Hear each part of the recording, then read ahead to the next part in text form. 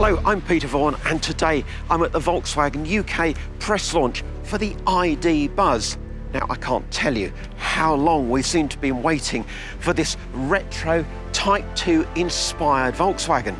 They first showed us the microbus concept back in 2001, and then the id.buzz concept in 2017. But now, finally, you can buy a brand new, fully electric Volkswagen retro-inspired vehicle. Just can't wait to go for a drive. And that's coming up very, very soon. So we've had the all-important bacon butty and the presentation, and I've got the keys to this lovely lime yellow example of the id.buzz Cargo. There's also a 5-seat people carrier version, which we'll hopefully get to drive later on, but this is the van which could be the basis of future campervans. For now, they're all short wheelbase and all have a 204 PS motor. All fully electric and rear wheel drive, just like the original rear-engined Type 1 and Type 2s. But enough talking for now, let's get some driving done.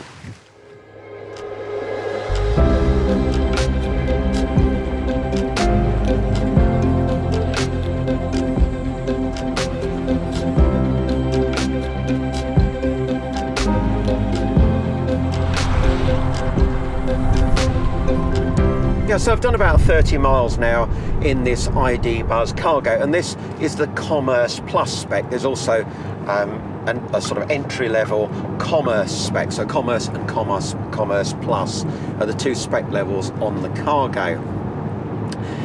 It's all very Volkswagen in here, a bit grey, a bit bland if you like, unfortunately, but also very electric vehicle. When you start it, you just press a little button where the key would go in a conventional petrol or diesel vehicle. Gears, or your forward and backward, are selected on this control here. And, well, that's it really. But you do have a regenerative braking mode. So you can select drive when it drives like a normal automatic, or select B, and that sets your regenerative braking going, and then, well, you just take your foot off the gas, as it were, and it slows down.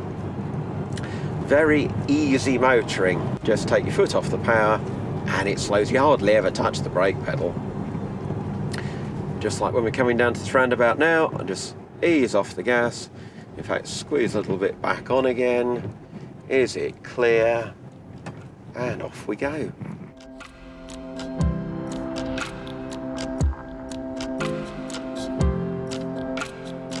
So you've got this 5.3-inch display in front of the driver, and that moves up and down and in and out with the steering column as you adjust the steering column. And then this larger 10-inch display that does sat-nav, reversing camera, all that sort of thing, all the usual functions that you'd have on that bigger central display. You can upgrade that to a 12-inch display, but 10-inch is standard across the range. It's, of course, very, very quiet with no engine noise, and particularly you notice that at higher speeds, where with a diesel engine you'd get more noise. Actually, the wind and tyre noise almost seems to disappear as you go faster. The view out, well, that's a bit different, isn't it? Because you've got this very, very flat front and these extra windows forward of the doors, almost like an A-class motorhome in some ways. But yes, it's a very easy thing to drive. Very comfortable.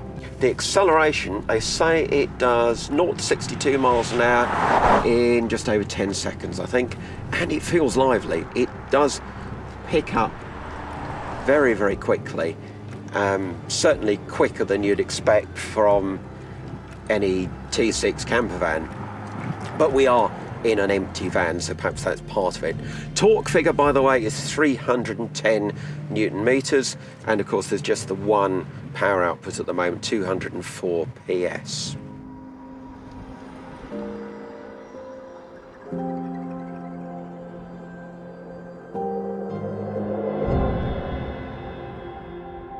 Now we've arrived at Bicester Heritage on our drive, and it's not hard to see where the inspiration for this new id.buzz came from. Volkswagen is calling this its most iconic new model since 1949, when the original Type 1 came out.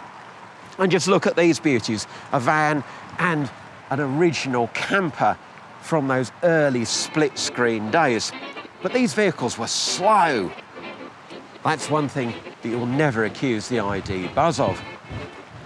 1.2 litre petrol engines, well, now you've got fully electric drive, fully automatic, autonomous versions are coming too. So this really is a step into the future. And let's have a look at some of the features that hark back to those early days. Well, of course, you've got this supersized VW badge in the middle, and that, along with this very plain front, just like the original, is very, very retro, but also very stylish. You can't help but want to fall in love with this even before you drive it. Well, you certainly won't think these are retro. 19-inch alloy wheels. Sliding doors, of course, as ever. And then these sort of fake vents up the side, like the originals. But now, with your electric charging point right here at the back. At the back of the id.buzz, you can choose, in this cargo version, between twin barn doors and the familiar tailgate. And of course, it'll be the tailgate option that most people want for a campervan. Then in terms of size, well, it is a slightly smaller vehicle than a T6.1. 4.71 metres overall length, compared with 4.9 metres of the current Transporter. Now let's have a look at what that translates to inside the load area. Now, as well as the barn doors, this one's got the optional twin sliding doors. You just get the one sliding door as standard, as per the Transporter. But internal dimensions are smaller than a Transporter T6.1. The length behind the cab, the load bay length, is 2.23 metres against 2.57 on a T6.1. That's 340 millimetres left, so about 13 inches less floor space. You'll have less payload to play with too, because a Transporter T26, the lowest gross vehicle weight Transporter, has 688 kilos of payload. Go up to a T28 with a 150 engine and manual gearbox and you get 858 kilos of payload.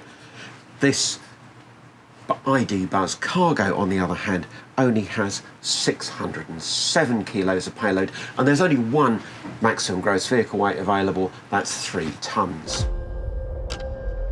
So with less payload and less space to play with, converters are certainly going to have to be ingenious when converting this van. But one plus is the overall height. It's just 1.9 metres tall, so you'll easily be able to add a pop top on there and keep it under the crucial 2 metres overall height. Now, we're expecting Rimo to develop a roof for this vehicle, although that isn't yet 100% confirmed. And Austops in the UK have also said that they will be developing a roof for the id.buzz. In the meantime, perhaps the thing to talk about is, of course, the electric side of things. Well, you've got an impressive 256-mile range on this vehicle, and that's the approved WLTP figure, so it should be fairly reliable. Charging, well, if you charge it from a 7 kilowatt wall box at home, it will take you 11 hours. But fast charging when you're out and about, say on the motorway, well, you can go from 5% to 80% from a fast charger in just 30 minutes. And that will get you on your way.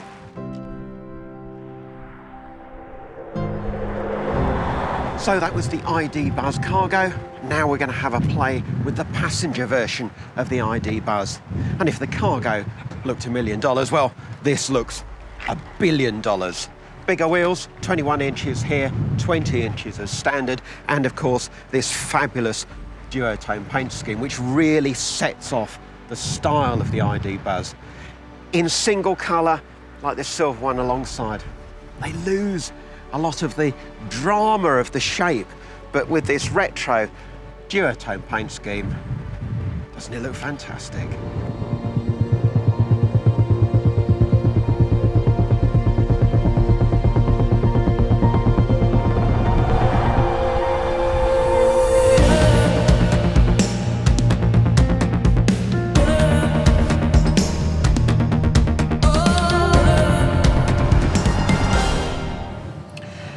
Now, unsurprisingly, the id.buzz in passenger form drives just like the id.buzz cargo. You've got the same good ride, the same quietness, the same very easy-going nature.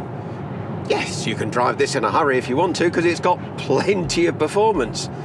But you can also relax, because it's a very, very relaxing vehicle to drive. It handles well because you've got all the weight of the batteries low down. As I say, it rides well. A remarkable thing is the turning circle, 11.1 metre turning circle. It's almost taxi-like. But what marks out the difference between the passenger version and the cargo is this cab environment. Just look at it. If the cargo was just a bit, well, disappointing inside, this is what you want your id.buzz Campervan when it comes to look like inside. When they do build the id.buzz California, and that's promised somewhere from 2025 onwards, well, this is what you want the interior to look like, isn't it? Very funky, very modern, goes with the exterior. It's beautiful. And those that are into that sort of thing, there's no animal products anywhere in this vehicle. So there's no leather. This looks like leather on the steering wheel, but it isn't. Dislikes? Well, like a lot of modern vehicles, it is very reliant on touchscreens. You've got this 12-inch screen here rather than the 10-inch one that comes in the cargo. But it does rely on you finding the right bit of the touchscreen when you're going down a bumpy road and you can't. Yeah, sometimes switches and buttons are better. But apart from that, I can't wait for this to be a campervan. So you've decided you want an id.buzz campervan, and I don't blame you. Just look at it.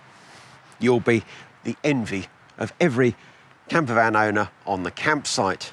But what are your options now? Well, it's at least 2 years wait until Volkswagen offers a California. So what can you do right now? Well, the people carrier like this in up-spec style form costs from just under 62 grand, and you can get one from December. To that, you could add the bus box, which is a slide-in kitchen unit, goes in the boot, and then it has a mattress on top that unfolds over the seats to give you a double bed. Fairly basic camper, no standing room, but it would be an id.buzz campervan. As I said, there are pop-tops coming for this vehicle, and I'm sure converters will be looking at the cargo version very, very soon.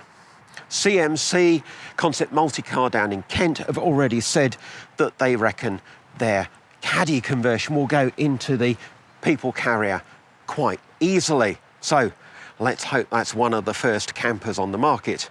And also, Love Campers down in Brighton have said that they will be looking at the id.buzz as soon as they can. I can't wait to get my hands on the first id.buzz camper. And we'll bring you the very first video as soon as we can.